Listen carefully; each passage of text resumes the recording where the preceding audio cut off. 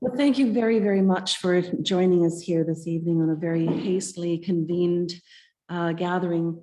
Those of us who are here in real time are at the Falstaff Family Center in a classroom, and I realize some of you are joining us via Zoom. For the record, this is our first Zoom meeting that we're convening, so I appreciate the patience as we get launched here. And I'd also like to begin by thanking Mayor Matheson for the role he's played in helping facilitate the good governance sessions that are coming up on Wednesday with Mr. McCormick, and he's shown a great deal of goodwill in doing that. Our purpose tonight, however, is to help us sort of kickstart an urgent need to be well prepared for various civic engagement over the next calendar year or so. This past winter, some residents of the city of Stratford in Perth County found themselves at odds with an initiative which in some ways caught them off guard, not only by the nature of the event, but the process itself.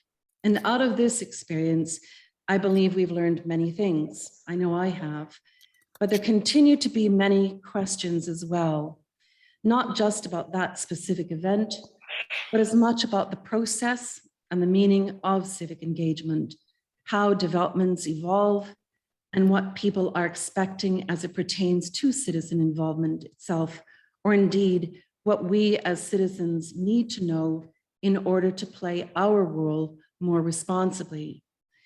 Now, I know there are some citizens in our communities here and many other places and elected representatives with different interpretations of their democratic responsibilities and roles. Some seek to restrict their democratic responsibilities to voting whenever there's an election take place, and to leave the elected individuals to their devices to get on with the responsibilities uninterrupted. There are others who believe that an engaged citizenry helps steer those elected individuals through meaningful civic engagement throughout their terms, and that by doing so, they become a significant component of a system of checks and balances in a healthy democracy. We also recognize that there is the letter of the law and the spirit of the law when it comes into play, as it pertains to many things, including transparency and the public's awareness of what is going on. The story of Xinyi touches on that. In fact, it may be one of the central pillars to better understand the question, how did the proposed development get so far over 2 years without citizens' awareness, much less engagement? Were there those on this council who wanted to be left alone to get on with the job without interference? Was there an innocent failure of communication? Tonight, we will revisit some of the events surrounding the Xinyi factory affair, not to relitigate it, but rather to help us get our bearings and to guide our thinking. This is essentially, in a way, a homework session. The plan for tonight is for each of us to really locate the central issues that we would personally like to focus on and bring forward, as the next year and a half of municipal activities will be critical to the future of Stratford. So what is on the horizon? Well, we know starting this coming week, there's the good governance sessions with Mr. McCormick. We know that the official plan for the city is coming up for review during this winter. The municipal elections will be held in the fall of next year, and we also suspect there'll be a provincial election as well. This evening, we'll provide a general overview of the narrative of the Xinyi event. We will not be opening the chat function, but we will offer participants an opportunity to comment later on. Given that one of the goals here is to identify some questions which will lead us into the good governance series on Wednesday, we would encourage you to have those 4 themes handy so you can populate them with your questions as we go. For those of you that don't have them in front of you there, the first one is overview of city governance, what they can and cannot do, understanding roles in the city, what mayor and council, CAO administration does, engagement in local government, how citizens can get involved and have a positive impact. And the fourth one is city finance, where money comes from and where it goes to. And we also realize that there are themes which will come up in the Xinyi Affair for which sessions of Mr. McCormick's are not designed to address. And we will see if they can be attended to at another time, in particular, the subject of the evolution of developments. So when we get into this step of the timeline of the project, let me see if I can go to this now. Mark, I might need you to come back here and quickly help me with this, please.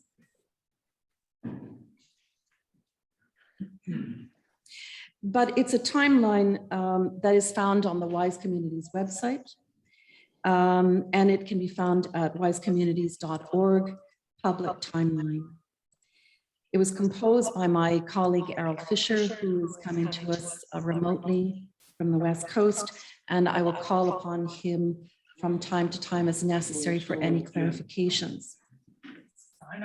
So when we look at before we get into the document itself, it's just setting out, well, who is who in this? Don't know how much for. We know that the mayor and the council of the city of Stratford were a significant part of this, this narrative. Perth South and Perth County, Invest Stratford, a provincial MPP, the provincial deputy minister, the company of Xinyi, and the GSP consulting group too, that was supporting GSP in putting a lot of their reports together. So when you go to the timeline here, it's set out on, I'll begin on the left-hand side. It is color-coded, and you'll see that the pink, for example, denotes the province of Ontario connected line items. The federal government is blue. Xinyi is identified in gray. The city of Stratford in yellow. Very briefly, Guelph makes appearance, and so on. On the far right-hand side, you'll see Hotlink, and Errol has designed this document that many of these links will take you to the either documents themselves that are referred to, or the substantiation of where we found the information. That we were tried to be extremely rigorous, that we didn't enter anything in this document of the timeline for which we could not substantiate. And if anyone knows now or at any time that there's anything that is incorrect here, we would certainly welcome that feedback. So let me begin by saying that essentially the way we've been able to digest it has been to divide it into 5 phases. The first phase was really starting in the November of 2017. If you look at the document here, it's when then Premier Wynne and the Mayor of Stratford, Invest Stratford, and other representatives undertake a trade mission to China. And the link takes you to a STAR report that talks about that. And then I'll just show you in this link, just in the second line item, it's just a picture of then Premier Wynne with the Xinyi people in China as they're solidifying this arrangement. And again, you can go and study all of this in more detail. I'm going to kind of go through this relatively quickly. And essentially from that point on, we know that in the timeline between November of 2017 to the summer of 2018, Guelph was looking at the project. And they decided at the end of the day, about the middle of July, that it wasn't going to work for them. Then in September of 2018, we see that Stratford starts to pick this up. Now, if we go back and follow the connection of GSP to Xinyi, GSP, the consulting company, was hired by Xinyi to support them in the Guelph initiative. And so it makes sense that GSP was kept on with them as they moved to Stratford. And I'm also told that GSP has done some work for the city of Stratford. So everybody kind of knew each other, and that wouldn't be uncommon, and it wouldn't necessarily even be untoward. But so in the September of 2018, in this timeline, that's when the second phase starts. And this is, I guess this is the second phase starts in that they have about they have a handful of meetings, some that are held in Stratford, some that are held in Queen's Park and then Markham. And then Premier Ford, or now Premier Ford, makes a mention of meeting with the Xinyi representatives on September 17th, 2018. You'll see that there in the timeline. The next to finish up the second phase is what we have, the points of some significance, of course, is that in this period of time, we have the outgoing council for Stratford and we have the inbound council for Stratford. And we know that the mayor, pretty much anyone who's been following this subject, the mayor wrote 3 letters. And the first letter went off in between the outbound and incoming councils. Again, I have no idea whether there's any significance to that, but that's just when that letter went off, that first letter to the minister requesting an MZO. The other, when we come along to the timeline here, so that's the 20th of November. You'll see that there's orientation session for the incoming councillors and so on. There's also a letter that comes back from the deputy minister on the 27th of November that makes some very promising sounds that the initiative, the deputy minister who was part of the gathering in September is likely to recommend this project to the minister. What we also know is that on December 4th was really was a committee of the whole meeting. And we draw attention to, our minds were drawn attention to the December 4th and December 17th meetings, partially because in the discussion, in the question of whether or not an MZO was ever voted for at council, we determined from the letter that the Integrity Commissioner wrote the mayor last December, he states in his letter that that this vote took place in one of those meetings. So I'll just go very quickly to that letter. I believe it's the 10th of December here, or 11th of December, right there. So here we have the Integrity Commissioner's letter on the 11th of December of last year. So this was after everything had really got blown up. So 11th of December 2020, the Integrity Commissioner writes the mayor, and I'll just go to that letter, and I'll just we'll just look at the one paragraph that helps confirm what we're just saying about the MZO. So he says, "Dear Mr. Mayor, you've asked me to review your actions over the past 2 years." But if we go to the second paragraph, he says, "The common protest has been that the planning process, including notice to and possible appeals by ratepayers, has been avoided by the use of a provincial minister's zoning order.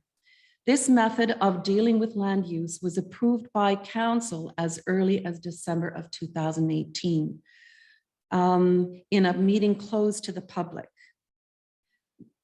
So this was the reason why we thought the council did vote on it, whether they needed to or not, or whether they realized it or not. It was dealt with at one of those 2 council meetings, and this is as a result of the Integrity Commissioner's letter. So that brings us up to the end. That's kind of the city getting launched for the process. And through most of 2019, we predominantly see the city and Xinyi and GSP getting on with fundamental work, doing their reports of all kinds. And so you'll see that when I scroll through, or you look as well on your own documents, you'll see a lot of gray in there. There's gray there. So for example, on February 11th, 2019, NA Geomatics completes its site survey on behalf of the city of Stratford, and they do some more there. There's a letter that comes, Invest Stratford writes a letter to Chris Pidgeon at GSP Group indicating a lack of available industrial lands in the city on the 19th of August. And this, and I really, this phase is predominantly taken up by this work being done. Which really, the one document that I would bring to your attention in the fall of 2019, though, is it's in November. It's after the 23rd of October, and it's called the GSP Group completes a 124-page planning justification report on behalf of Xinyi and the city of Stratford. Now, this, as we understand it, was the master document or the mother document that assembled all those reports that GSP had done for Xinyi and assembled them in one document. And from this master document, other documents would be created or derived, depending on what they were for. We know that this would have been the foundational document for the document that was presented at the annexation. What's significant about this is that you'll see in the far right-hand corner that it's not been made public yet. There are requests for it to be made public. And you might say, well, how do we know that it exists? And we will come back to that.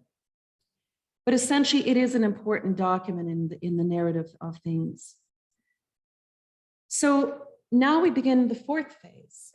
The fourth phase is getting ready for the annexation and the boundary adjustment. And we know that in actual fact, the city was already starting to get some of their homework done. They were sending letters off to the First Nations communities of their duty to consult. This was to invite them to undertake examination of the land in the event there were artifacts there that needed to be protected and procured. We would go on to find that given the water dimension, there may have been more need for duty to consult the First Nations, but they were certainly getting the annexation step set up. So that, and this is where I'll slow down a little bit more. On the 19th of December of 2019 is when the city sends off a notice to the landowners around the property in question to let them know that there is a public meeting being proposed being scheduled for January 16th, the boundary adjustment, for the boundary adjustment. And we've learned since then that some property owners actually didn't receive that notice. I know one person who received it and read it quite in shock on Christmas Eve, really not knowing, looking at the potential scale of something here, but not knowing what it was relating to. The next part of this, part of the story is that the meeting on the 16th of January, the document to support that meeting was made available on the 15th. So this 31-page document, it was referred to on the 15th of January. It's a first draft of a boundary adjustment planning justification report made available on the website. This 31-page draft is the only report made available to the public by the city, county, and township prior to the public meeting as part of the annexation process. The report is stated as having been prepared by the company and so on. And what's significant about this report was that it did not mention a glass factory, it did not mention an MZO. It was primarily stating that there was a real need to gather up more land in the inventory that the city needed, and this was a prudent thing to do.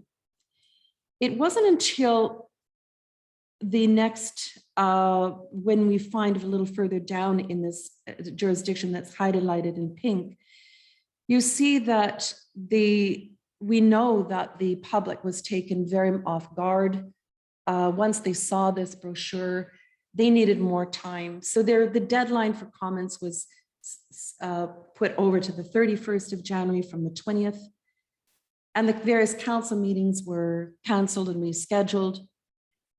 But essentially, the punchline for many of us who followed this along was there's a document that was sent off to the minister on the 19th of February. It's called the Employment Lands Justification Report. And this report also was not made public. And it was in this document, that very robust document, that there was a mention of the glass factory in the MZO. Where did I do with that? My hard copy here. So it is actually, the best place to observe this is in section 4.0 of this document. I'll just go to it as quickly as I can. What page was that again? 14. 14, okay.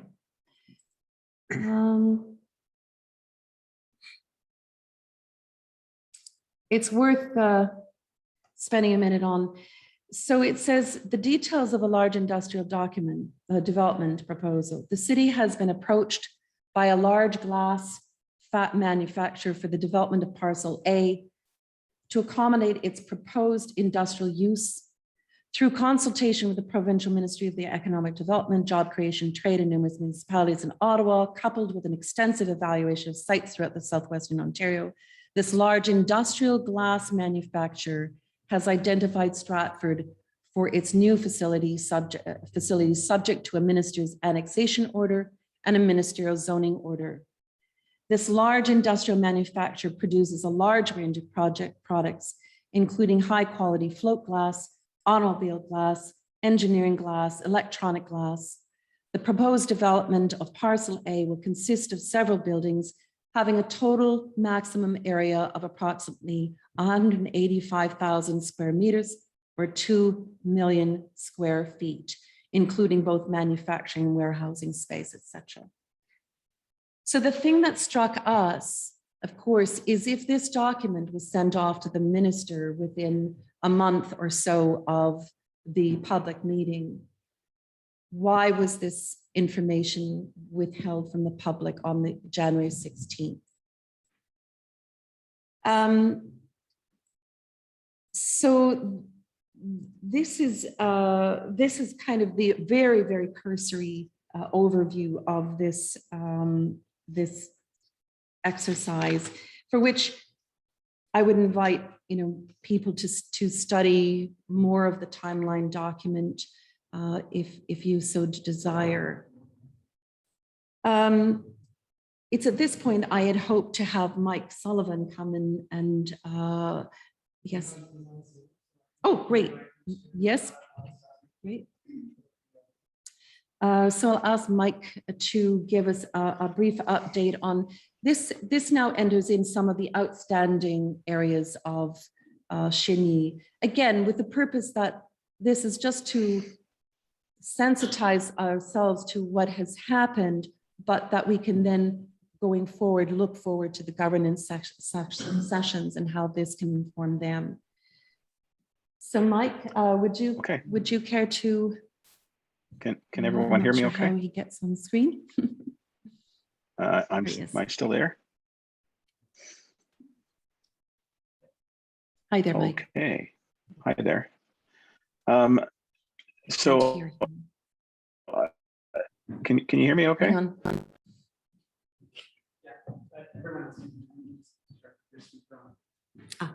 Sweet. Okay.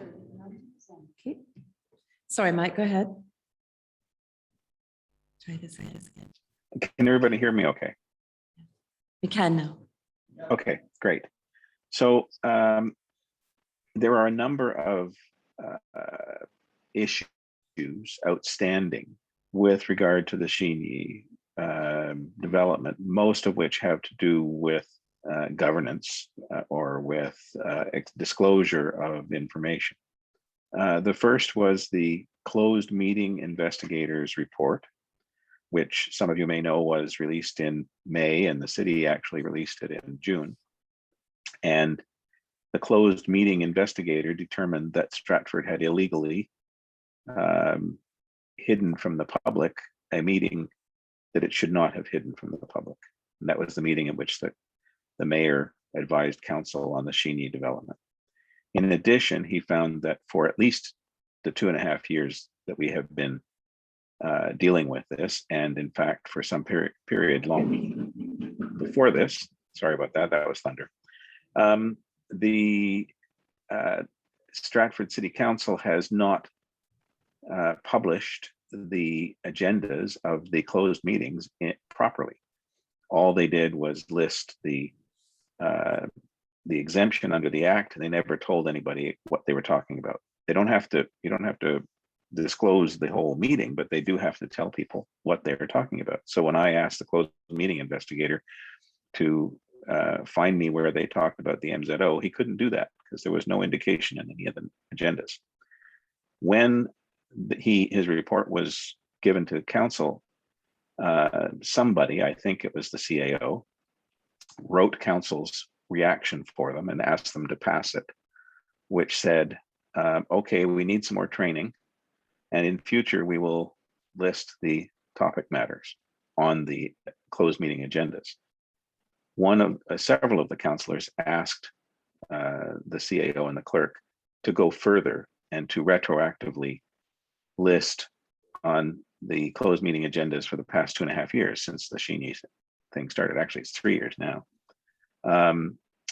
List the topics, and to this point, they asked the clerk and the CAO to do that. The clerk and the CAO have not yet reported back, so we don't know if they're actually going to abide by the law in retrospectively.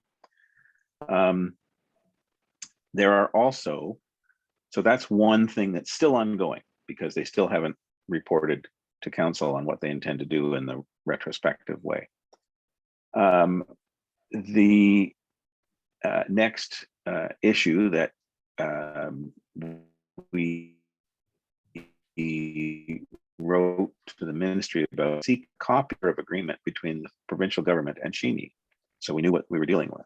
And I asked for that from the ministry in late 2019, sorry, late 2020, and got a response from them saying, we might release some stuff to you, but first we got to check with Xinyi, and it'll take a while.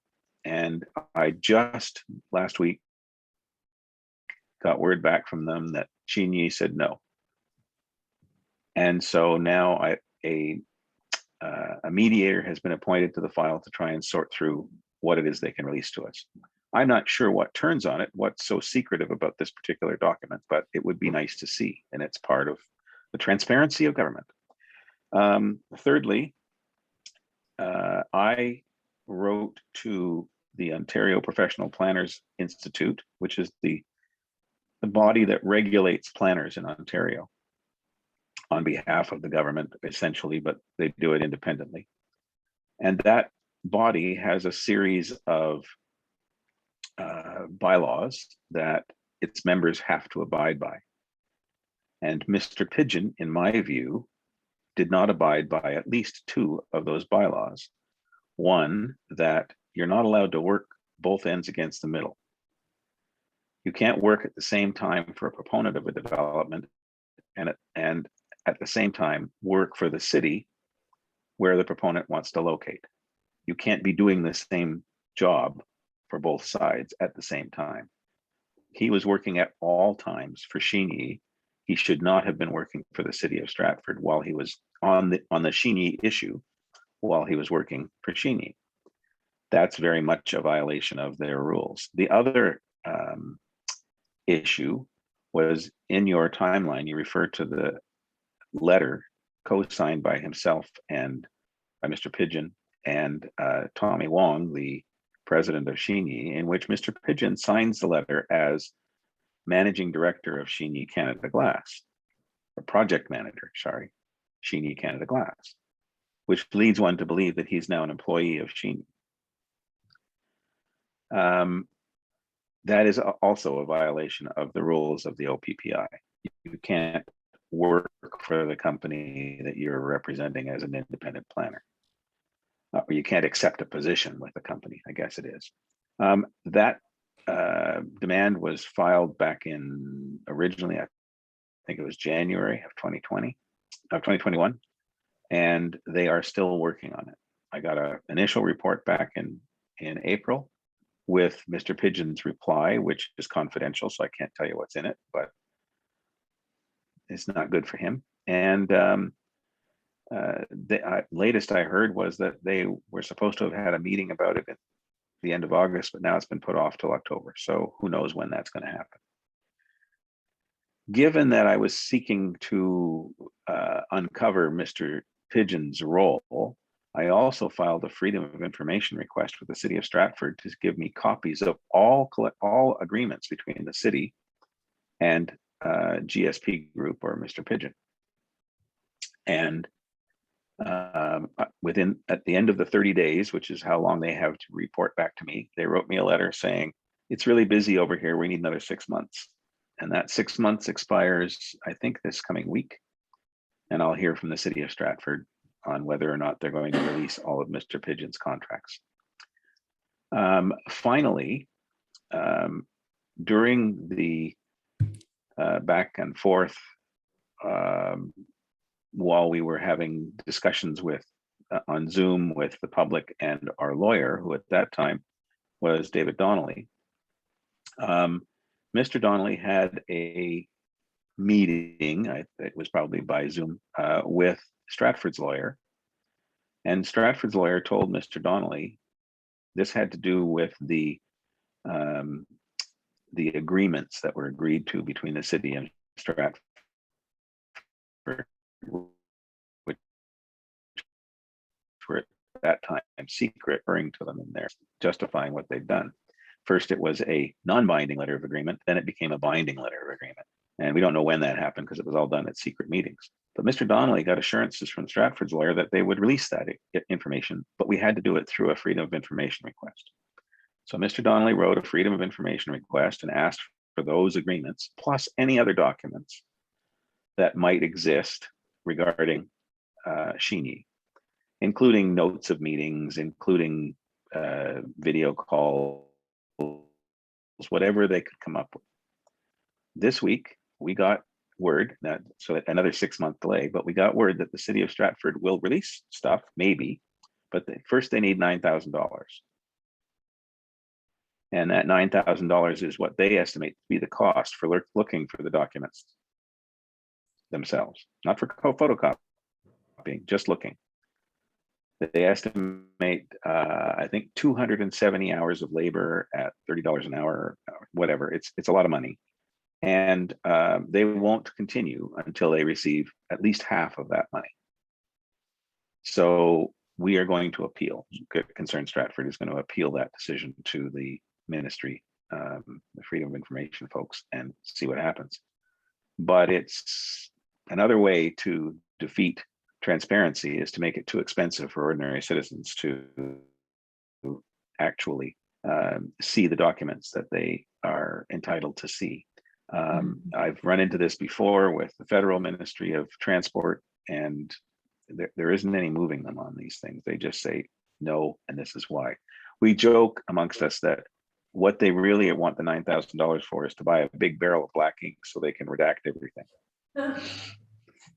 Right. Anyway, that's what's going on in terms of all of this. There's also the underlying specter of this farmland, this beautiful farmland has been annexed into the city. And once we unravel all of the conflicting reports that have gone on and the stuff that was created by GSP, I don't think they can justify having annexed that much land. They had enough land for Xinyi elsewhere in the city that they didn't use. So there needs to be some focus on the swallowing of farmland for industrial purposes that's not necessary. And that's something that I think my friend Jamie Gibb is going to talk about in his little part of your meeting tonight, because he is pursuing the GSP report like a dog with a bone. He's going to get it. So that's all from me. Oh, great. Thanks, Mike, for that update. Jamie is here with us in the room, and I'd like to invite you, Jamie, actually to go up to that podium rather than sitting in this chair, if you're up for that, to update us on your things. And we'll then move on to see what relevance this has going forward. This is just a cursory review. So. Yeah, go ahead.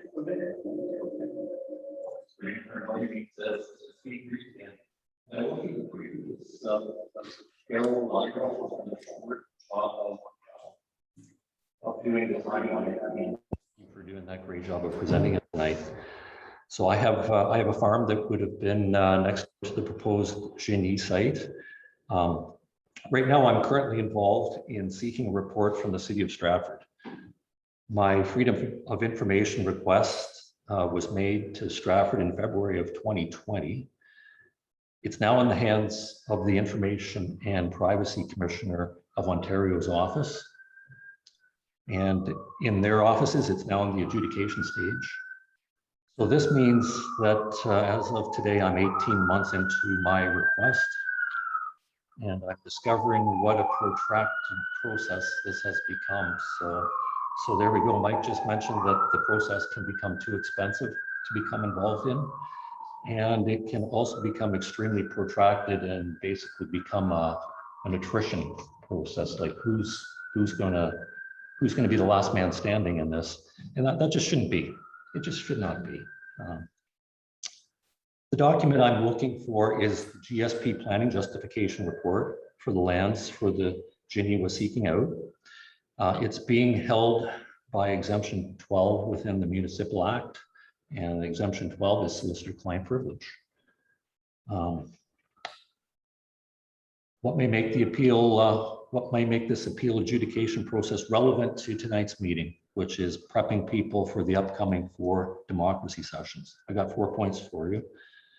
Number 1 is transparency and accountability are hallmark concepts in the way that public institutions, especially municipalities, conduct their affairs. Municipal decision-making has direct and immediate impact upon constituents. In this instance, the annexation would have had a direct and immediate impact on myself as an adjoining resident and farmer. Second reason why this report would be important to have in the public domain would be that there are indicators that the sought-after GSP group report may have been the foundational document and for the annexation and affected the early thinking of the city council in deciding whether to annex more farmland or not. Rena, you have already covered that off, so I'll reiterate it.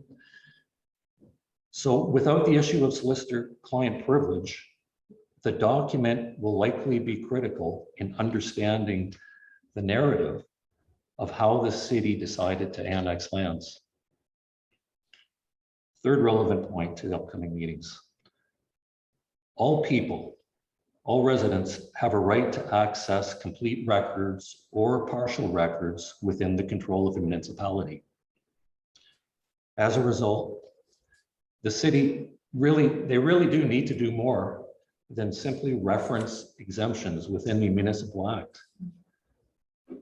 It's really a basic bottom line need that they need to provide justification and rationale for the exemption needs. The exemption has to be demonstrated. It simply can't be stating the statute. And fourth and lastly, the substantial annexation of lands will need to be followed by an extensive official plan amendment process to deal with designating the lands urban. The GSP report can play a key role in understanding how the transfer of lands from Perth South Township to Stratford was initially justified. So I have been involved in this process for over 2 years. And at some point it just became so complex, Farina, that I did seek out, as you know, I did seek out professional help. Like this was so big and so unknown and there was so little information that I did seek out a professional planner consultant and a lawyer to assist me with it. And there's another problem. Why should the resident in Stratford have to go to the expense of retaining consultants to deal with issues which are going to impact them in their neighborhood, in their backyard? Because as you can imagine, it becomes incredibly expensive. And when you do utilize professionals, you start getting into things in a much greater depth than you ever realized and you ever would have as a private citizen. And you start learning about the process. And then you start learning where the process probably has gone off the rails in many different ways. And so I'm sure it's not been a joy for the city of Stratford to have me having this essential peer review going on. But that's how the process led to that eventuality. And so anyways, those are my thoughts, my comments on how this appeal that I have ongoing now might be of relevance to your upcoming 4 meetings. Excellent. Thank you very much for that, Jamie. So I've realized that I meant to go back to that one document of the 2019. Let's see if I can do this here. Mark, I'm going to need your assistance again, sadly. But I wanted to just point out we mentioned in the timeline, this document that Jamie is looking for actually does exist. And we're wondering, well, how do we know that it exists? I'm actually going to invite my colleague Errol to speak to that. But I know that, and you'll bear with me for a second. One example of how we know this document exists, it's actually referred to in the employment justification the employment land justification report that was sent to the minister.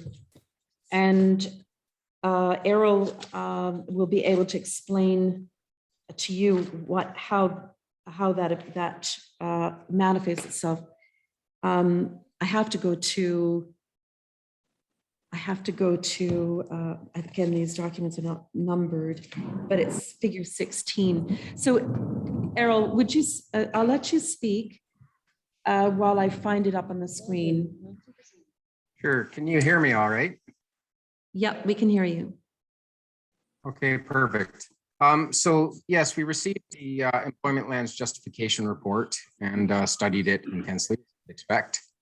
And as part of that, there's a number of figures and drawings within that report, which would be typical for this type of report, indicating all manner of things, environmental assessments, watersheds, all kinds of things. But as you look closely at some of the figures, and they're probably the most telling part because the text itself can be copied and pasted and just moved around and re-edited, and that's fine. But it's typically the figures and the drawings that really show where things actually come from. Obviously, everything needs to be referenced. So I would draw your attention to the Employment Lands Justification Report, page 63. The hot link is on the timeline if anybody's following along. And so yeah, we're just going to get there, Errol, just a moment, and we can illustrate how this kind of forensic exercise was undertaken. 63? Yeah, page 63. Okay, we're just getting to it. You bring it up on your screen there. Okay. I can share my screen too, if that works, Mark. Oh, Thanks. Okay. here we go. Thanks. Okay.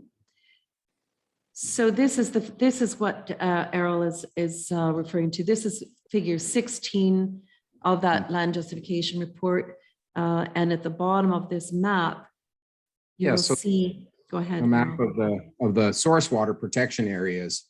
And you'll note that at the bottom there, you'll see the legend. There's the annexation land subject property site. Right below that, it notes what that map is and where it came from. And it's Perth, Huron, St. Mary's, Stratford source water protection. The source is from the source water protection plan, map 3-2-5, published June 26th of 2012.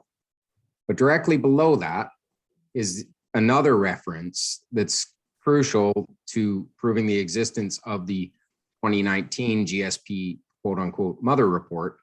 And you'll note that it references the planning justification report for the Stratford annexation produced by GSP Group on November of 2019. So this figure, when they copied and pasted it over, they've attributed it back to the original GSP document. There are some other items in this document that are a little more difficult to show you from a technical perspective, but bear in mind that at the time, this document was not made public. A 35-page report had been issued, which drew from some of the points, but we, as the public, never saw this document until months after the process was essentially completed. So that is where we know that GSP Group had prepared the planning justification report as the overarching document in order to guide the rest of the process. And if you look, there are some similarities between the employment lands justification report that we're looking at here, as well as the 35-page document that was provided to the public.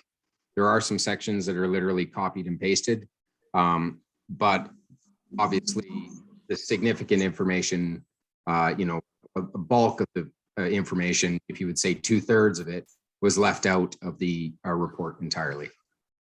Lorena? Thanks, Cyril. So that just speaks to the report that Jamie is looking toward, and I think gives one of the purposes of this, as I said at the onset, not to relitigate this, but actually to give viewers and attendees here this evening a taste of the spectrum of players and the spectrum of the processes that are involved. And it is mammoth. It is really mammoth. And we don't want to have to go and have to double check everyone's work at whatever the governance bodies that we have. So I think this part of the session I'd like to set aside now. And I just wanted to offer you a couple of my summary thoughts before I open it up to the floor for people for their own comments. But essentially, in summarizing this narrative, and forgive me if I work from some notes here, of the many things to take into account are the various stakeholders. We were reminded that they were not just the players as we identified them at the onset, but also included the farming community and those representing agriculture, First Nations communities living downstream of our watershed, the biodiversity and environmental factors, which would come with potential greenhouse gases or water consumption, and employment conditions for potential employees, to mention but a few. Many citizens have argued that given the diversity and complexity of a project like this involving so many stakeholders, it demanded greater transparency and inclusive process of civic engagement. It also begs the question of what do citizens need to know, when, and who gets to set that criteria. It demands an examination of how much time does a project need to get started before it is ready for the public's attention and involvement. When is it too late? What is the appropriate use of in-camera meetings and non-disclosure agreements, which can still allow for confidential and private information to be protected while allowing the public to follow along? What stands for strong communications and truly informing the public? Is it a casual mention in media coverage, or is it a carefully staged series of steps of information giving and feedback? And these are but a few of the questions which have come up. And now I'd like to offer any of you to give us your comments. I would say if you want to put there's only a few online here, but if you, Mark, if you're able to monitor anyone online, but whilst folks online are getting teed up, is there anyone in this room that would like to offer any comments so far? I'm going to have to ask you is it coming up to, would you mind going up to that spot at the front? Thank you.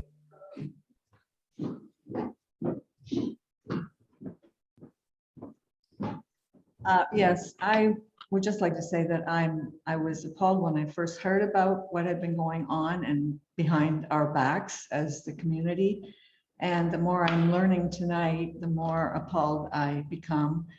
And I shudder to think of what other dealings are going on behind closed doors and that we don't know about. And, you know, might be here in 2 years talking about some other horror show project. But anyway, I really appreciate the meeting and the incredible amount of work and research that's been done to put all these documents together. Are there any things that you would like to, any suggestions, again, as we look forward to Mr. McCormick's sessions coming up?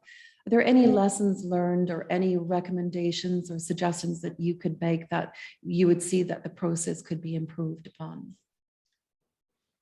Just, well, in a general way, without all the specifics and blueprints and everything, just making the public aware of what's in the pipeline that we could possibly just get a heads up, and so we can start considering, you know, the pros and cons. There might be lots of pros as employment opportunities or whatever they are, but just maybe start being more open earlier on in the process. Well, this brings to mind, and I was sharing with some colleagues of mine, seeing a website, I think it was from the Cambridge and Kitchener area, where they had identified the projects and which stage they were at. I think it was like a 5-tier system.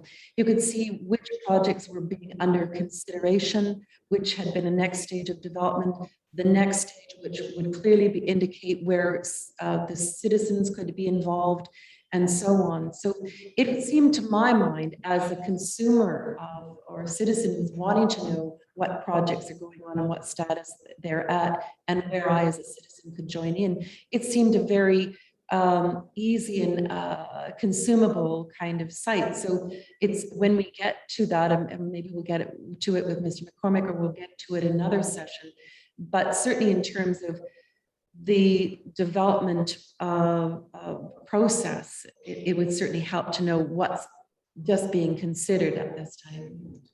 Also, what about holding a plebiscite for some of these major projects that affect the community before they just barge ahead with just thinking about the dollar signs or whatever motivates them? Well, like I say, this meeting was to try to get our motors running. So when we get to Mr. McCormick's meetings and sessions, you know, we can bring forward these suggestions, and he can say, you know, that's proven to be a very good approach to things, or let's say it's that plebiscite might be used in very specific circumstances. Okay. Thank you so much. Thank you. Is there David, Kate?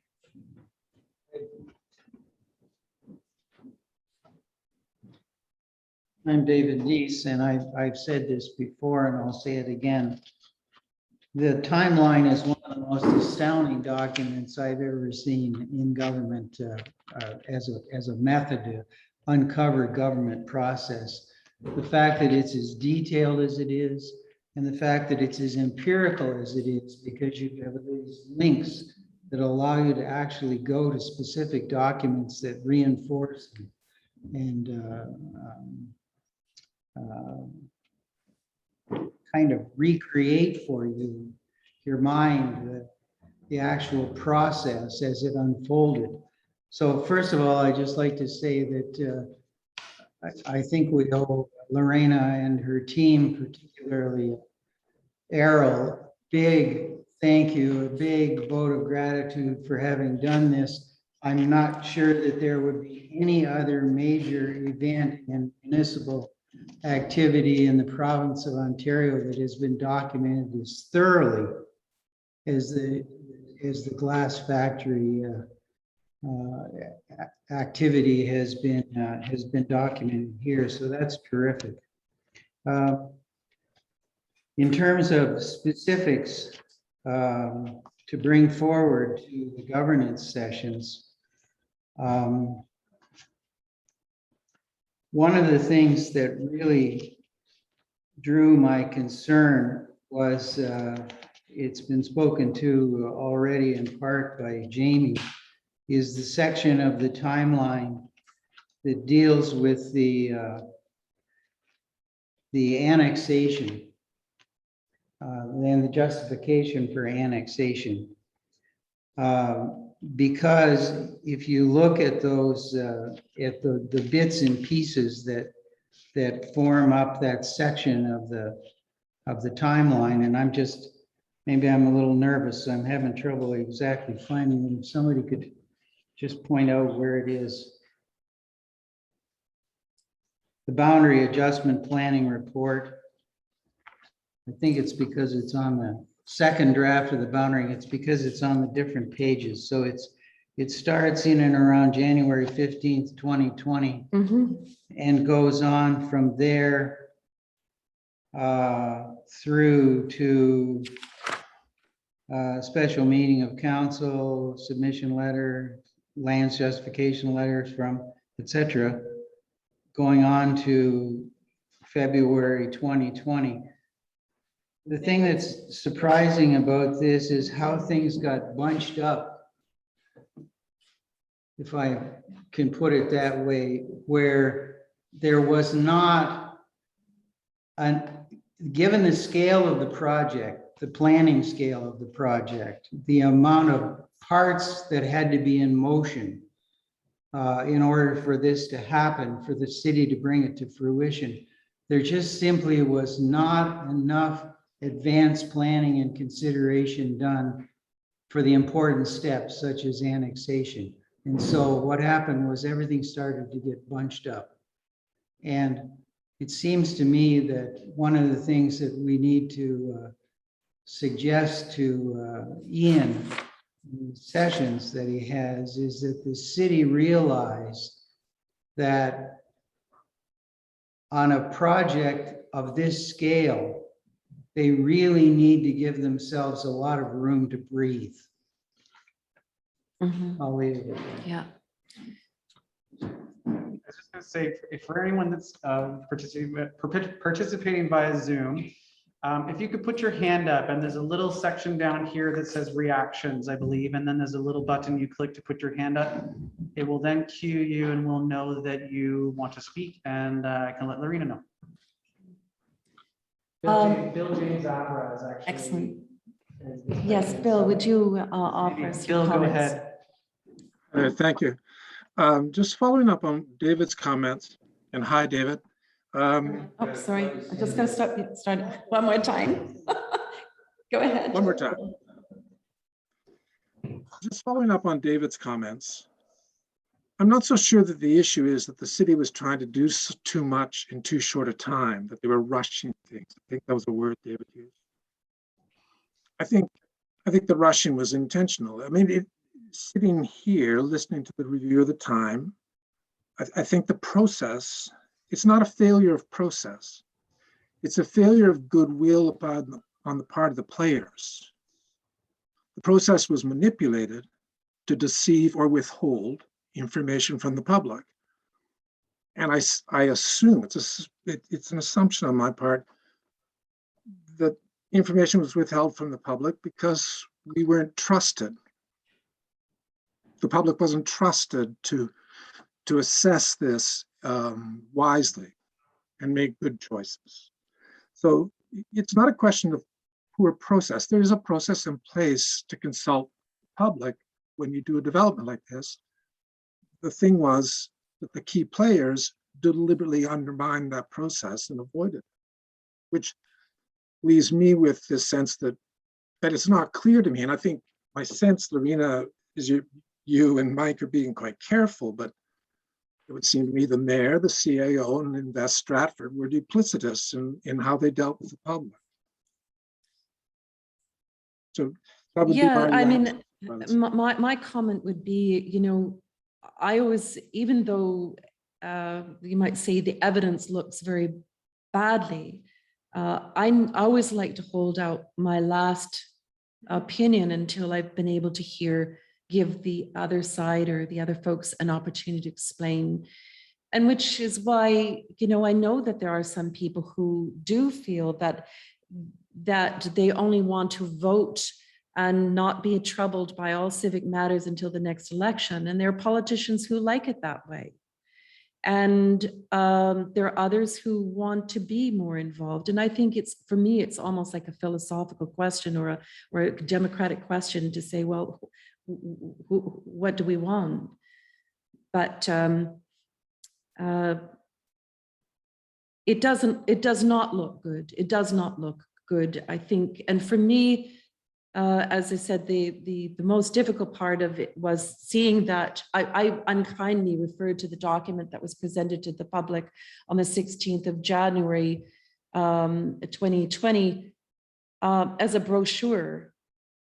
It was only the brochure for the real big document that clearly was there. It went to the minister a mere, 4 weeks away, and to withhold such vital information from the public. As I said, I'm never quite sure when is the right time. And I remember saying this to the mayor at a meeting or two. I said, I've really struggled in my heart to say, well, when would have the right time been? And on what criteria? And I think might be some things to explore with Mr. McCormick. Lorena, Jeff Love has a question, I think, or a comment. Jeff Love. Yes, thanks, Yes. Mark. And then I've got Clark here. Can you hear me okay? Just a moment, Jeff, I'm sorry. Okay. There's an echo in this. Technology. Go ahead. Thanks very much. I guess I want to start by just acknowledging how much I appreciate the work you're doing by pulling this together. It's a great idea. I must say I was a bit suspicious because I'm concerned about, I think I probably share Bill's comment.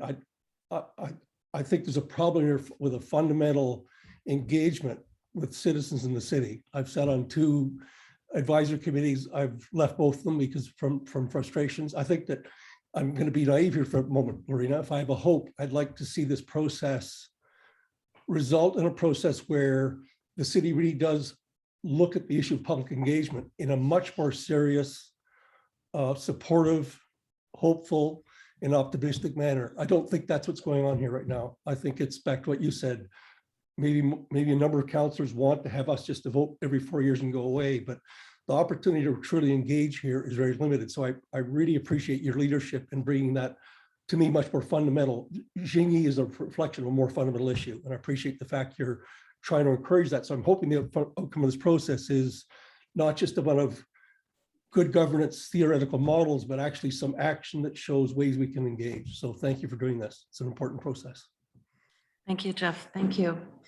Clark is going to offer us some thoughts here. And I'm just going to unplug the speaker again because we get incredible echo.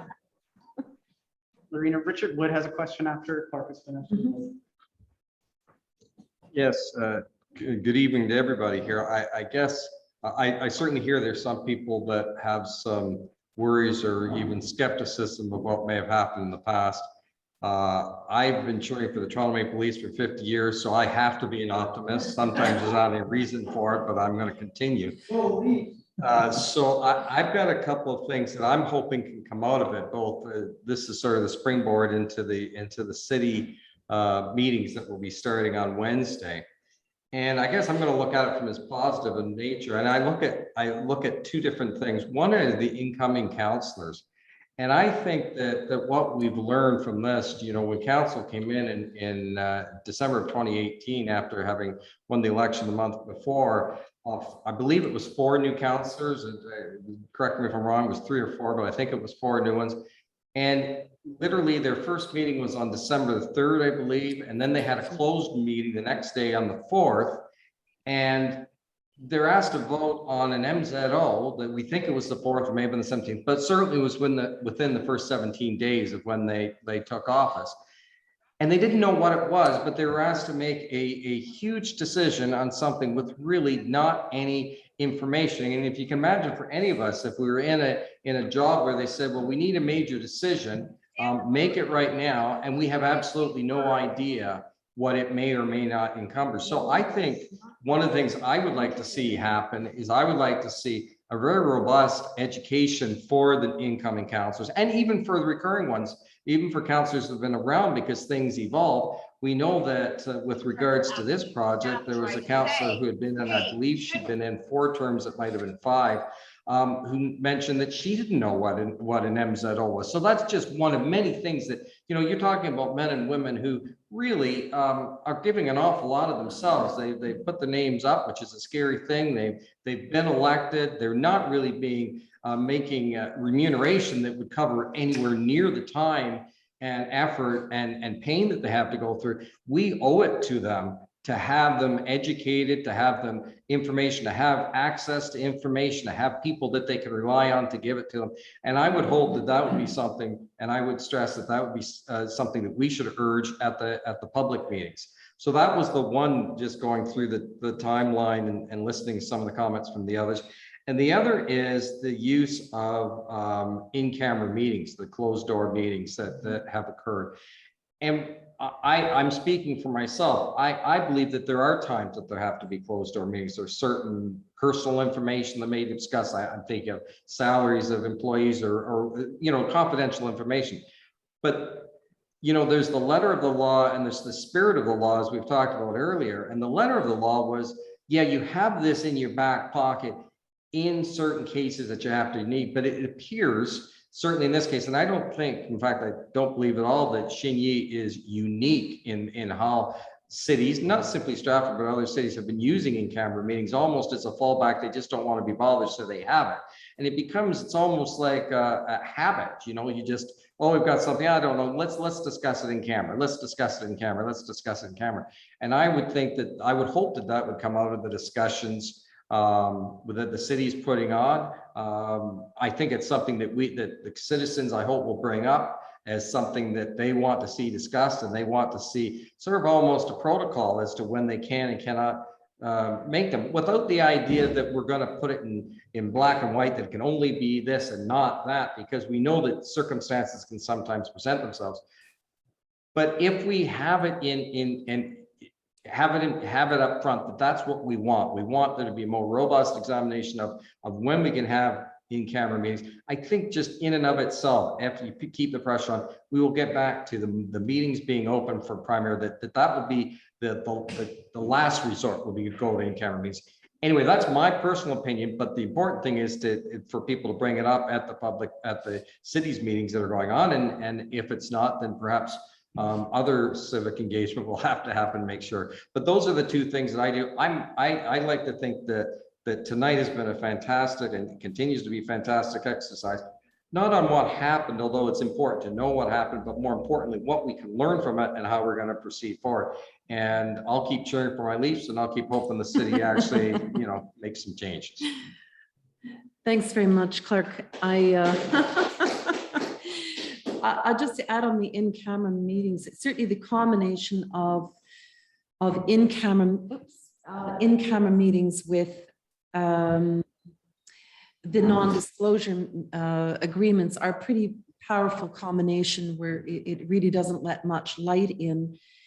But some of you may know that some years ago I fought and actually won a landmark privacy case in the UK, and which went all the way up to the House of Lords. And that's when I was introduced to the concept of anodyne information. And essentially the judges involved, the trial judge and the appeal judge were there, the trial judge primarily, was there to weigh the balance the interests of freedom of expression and the interests of the right to privacy. And the way he did that, he examined, says, well, does the information have the quality of privacy? I mean, one of the issues was the person that was writing a book on me wanted to talk about my grief when my fiance died. And the judge said, no, that is private. That doesn't have the quality of having public information. But whereas if people wanted to know what toothpaste I used or something, that was anodyne.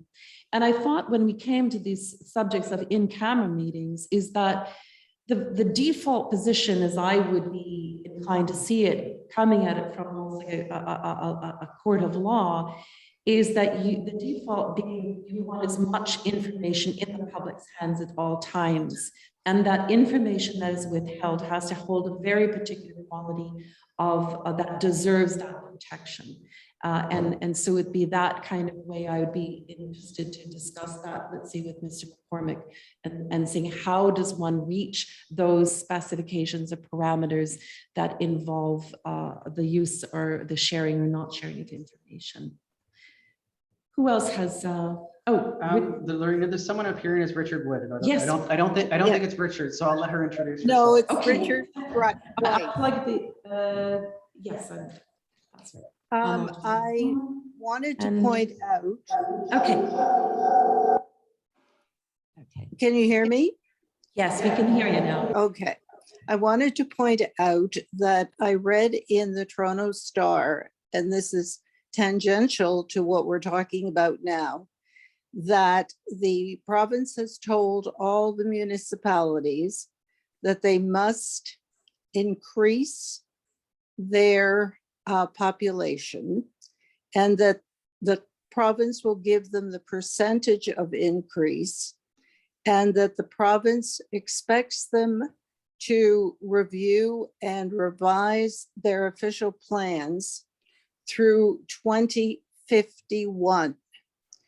We all know that the official plan is coming up for review this year. So I would suggest that it becomes very important for us, and I'm following Jamie Gibbs' suggestion at a previous meeting, that we have possibly a parallel vision group to bring together our vision for Stratford through 2051. Thank you, Madam Chair. And may I be so bold as to ask your name? Yes, it's Mary Walton. Mary Walton, thank you. Excellent. Is there anyone else who would like to offer any comments? Go ahead. Yeah. Got another one here in the room. I'll just unplug this speaker so we don't get feedback. Thank you, Mary.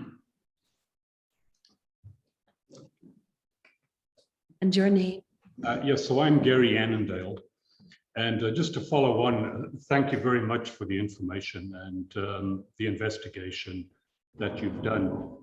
And it leaves me in a real quandary here. I think for Mr. McCormick, one of the central issues is going to be how is the public informed? I'm involved right now in a project whereby we are opposing a developer. And I must tell you, the layers are like an onion. We unpeel something and another part of this whole issue crops up. And a lot of it is process. But the process is very obscure to the average citizen. And to me, the real question is, how is information sent out? So dealing with City Council on that, what the answer is, well, we provide information by way of a town crier in the Beacon Herald. And when development is proposed, such as in my area, those properties within 120 meters of the proposed development are given a notice.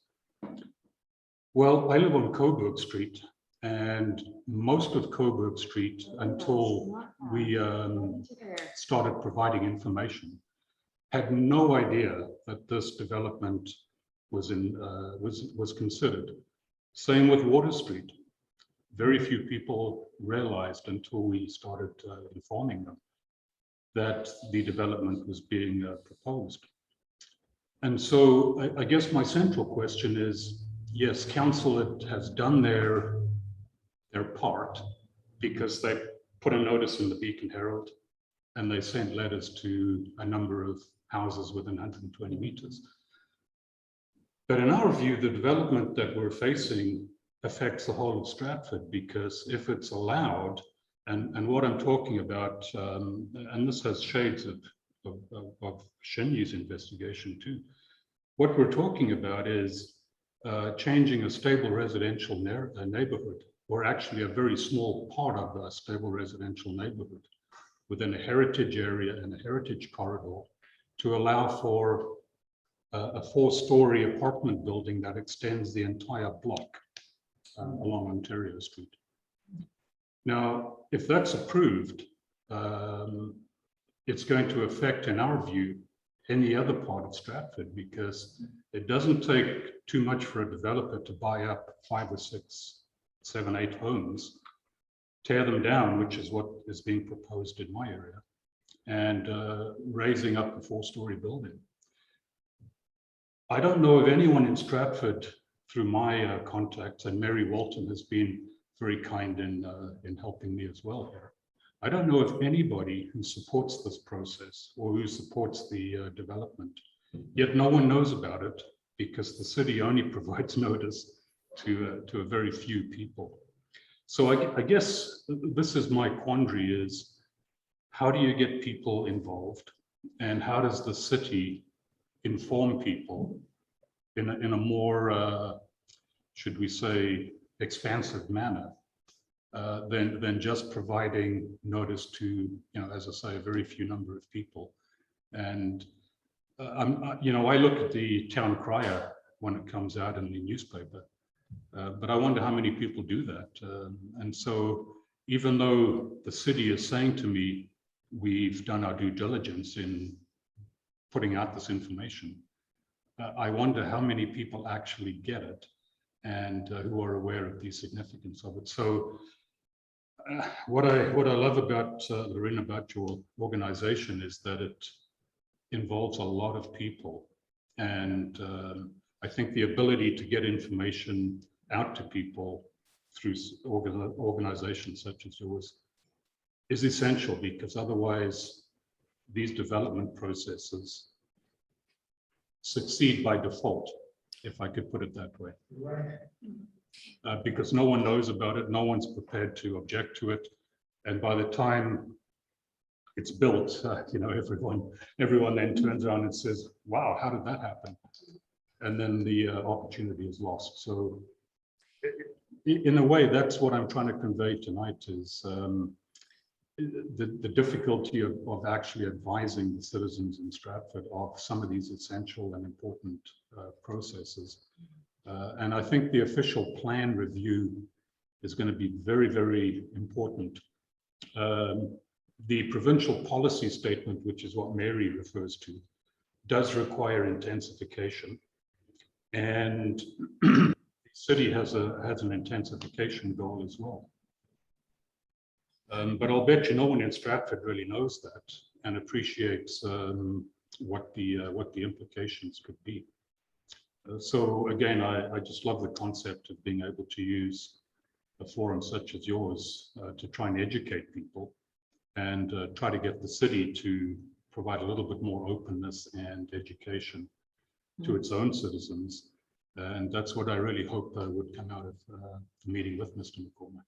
Well, thank you. Absolutely. I should mention that there's a working group that has been assembled to look at these very matters. I don't want to speak to it much more than that, but I think it shows great promise in terms of trying to examine and perhaps develop a very meaningful roadmap of getting from where we are now to where we want to get to. And part of that is a real-time roadmap. You know, it may involve things that begin. There's a lot of junctures, as I can see, to be addressed. Let's say, for example, taking more of the Xinyi kind of development. Well, what are the specifications for what kind of business and industries that are being reviewed, taken in at Invest Stratford, what I call the intake valve? Are there any specifications, or is it anybody who wants to come in can set up shop here? Or do we want to be a bit more proactive and say, well, we live in around some of the best agricultural land in the continent. We are a mixture of many industries, which is always very good from a business standpoint, but we want complementary ones. We want forward-looking ones. We want ones that adhere to the highest principles and best standards, and including issues that are related to climate change. And so when I look at, that's one juncture early on in the process that I can see perhaps strengthening, but also going back to a model, like I said, in Kitchener with Kitchener Cambridge.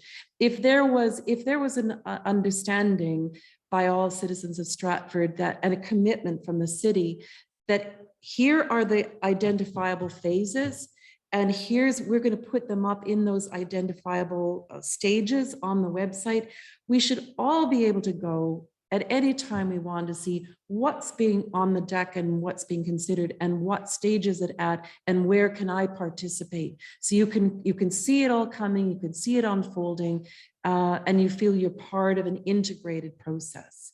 But what exists now, as you say, and I've experienced this invisibility since I moved to this community in 1981 and tried to protect some heritage buildings. So again, I'd like to discuss with Mr. McCormick whether this is a very big part of the jigsaw puzzle, I believe. And his 4 sessions may not be structured to deal with it.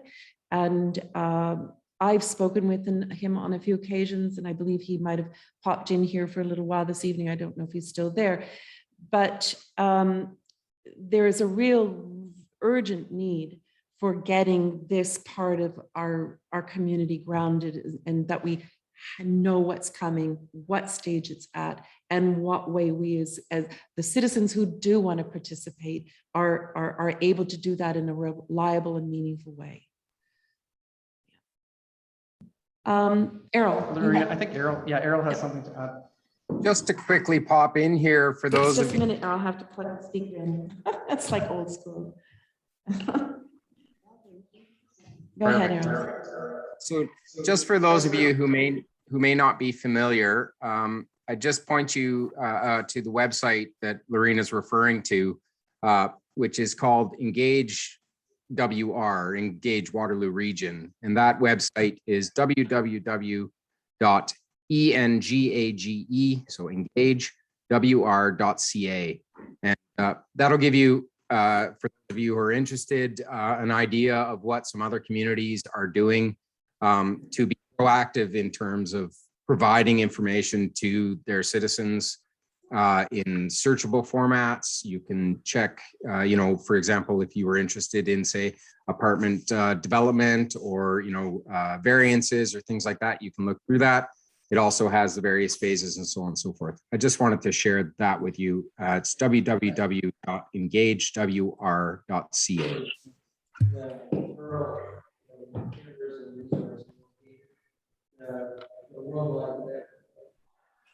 I think we'll probably send out an email to everyone who's attended tonight with a summary, so we'll include the link tomorrow.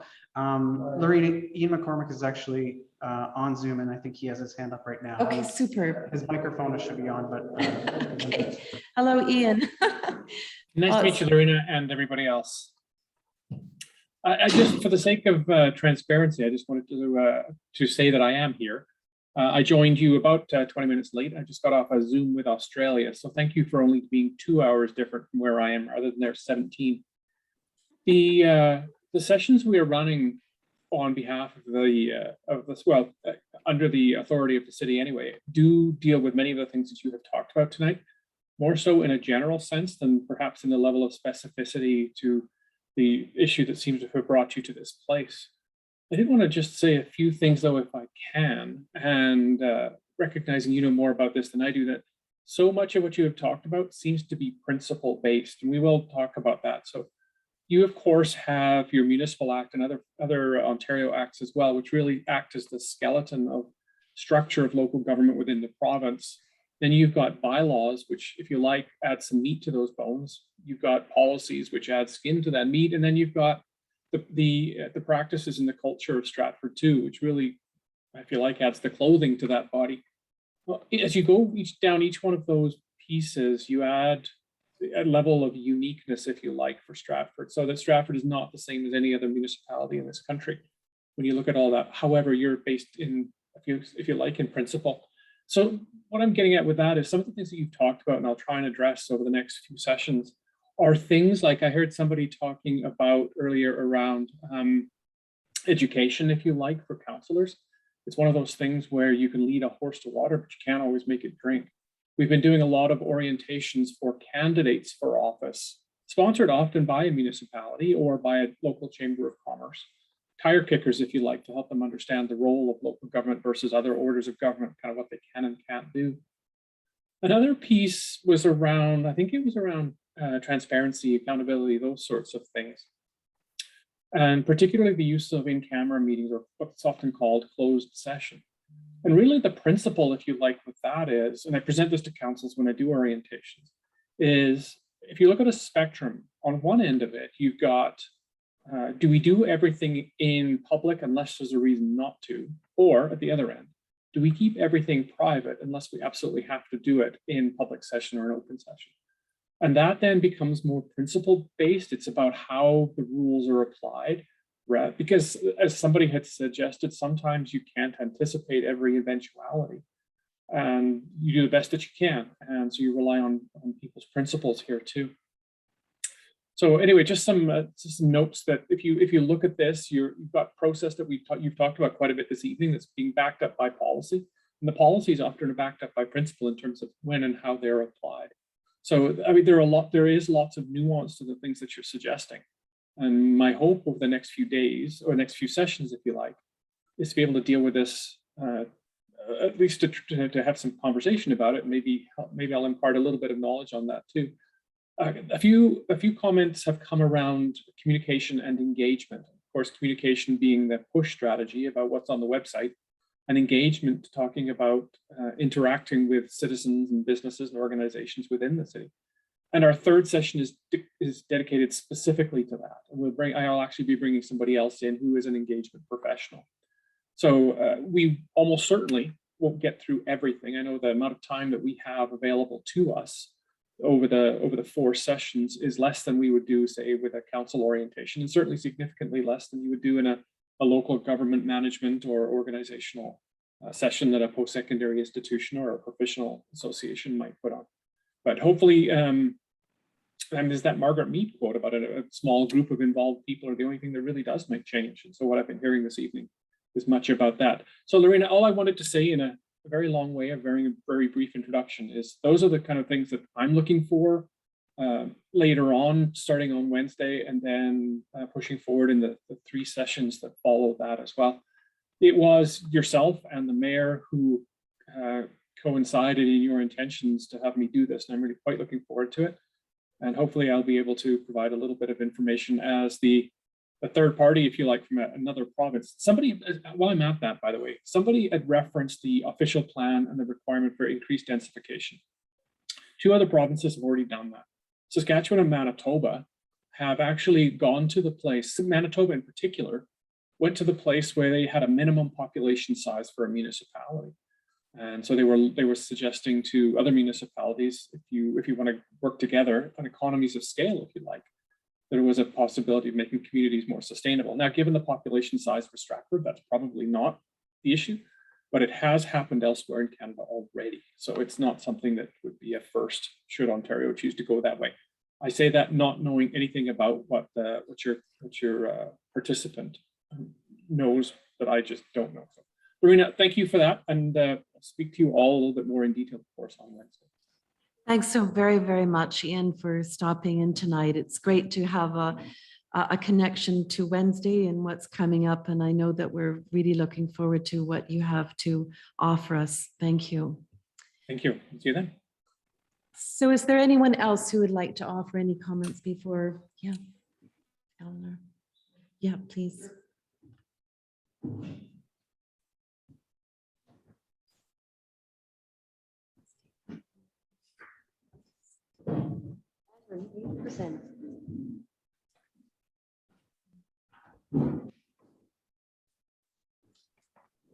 Hello, my name is Eleanor Kane, and I was, I guess, one of the people on the ground, so to speak, when the public became aware in 2019 of the Xinyi proposal. And I shall never forget participating in a Zoom session where the GSP group, Chris Pidgeon, presented 120 pages of detail that you could watch as the pages were turned in this Zoom meeting of all of the details that were about to become reality in our community. And it was one of the most shocking things I've ever witnessed in terms of a travesty of justice, because it was very evident that the game was already in the bag. And the next day, I had a phone call with one of the counselors, Kathy Vasilakos, who I respect. And I said, Kathy, how could this ever have happened? Did you have any idea? She said, last night, Eleanor, was the first time that counselors were witnessed the depth of the detail of the project. And as I say, I'll never forget that. And then, the citizen protest took wind really at that point. And looking back on it, in a way, it seemed like such an innocent thing that we were all doing, standing in the freezing cold in Market Square and, waving our banners and our flags and so on. When the depth of the travesty that I call the lack of civic engagement, we had no idea of the scope of that. And to this day, I still really am so disturbed by it. And then what was just mentioned now, yet another development coming along our way, which I have now written letters to council and the mayor about, where, a project on the border of Ontario Street, in the heart of our city, at a crucial junction where visitors and traffic turns onto Queen Street at Ontario and comes out of Queen Street at Ontario. And this proposal for this massive development with 57 parking spaces and God knows how many cars and so on. It just seems such a slap in the face when we're still trying to absorb and understand what happened with the Xinyi process. So again, maybe it's my naivete, but I find it's yet another wake-up call for the citizens to become even further engaged than they were over Xinyi. So thank you for these moments tonight, and thank you, Lorena and your team, for the immense amount of work that has gone into documenting pre and post Xinyi. Thank you for that. Thank you very much, Eleanor, for that. Is there anyone else who has anything more they want to add? I see that our time is winding down. No? Okay. I just, if we're going to shut that off as well. So just to close off then this evening, I don't speak enough extemporaneously to trust myself with notes, so I have to write it out. So if you forgive me. But, I guess in closing, we're all realizing that there will be many matters, questions and concerns which will have emerged from the timeline document, which will not be covered off in Mr. McCormick's sessions, and for which we'll have to give some thought as to how they'll be addressed in future discussions. As I mentioned, there's also a working group that has started to formulate, and hopefully we can push this issue or address these other matters through that avenue. And two, we need to advise you that WISE Communities is a very small has very small administrative staff. So, many of you are wanting to write us. We're not in the best position to actually respond and answer a lot of questions. I apologize for that, but we do read what you send in.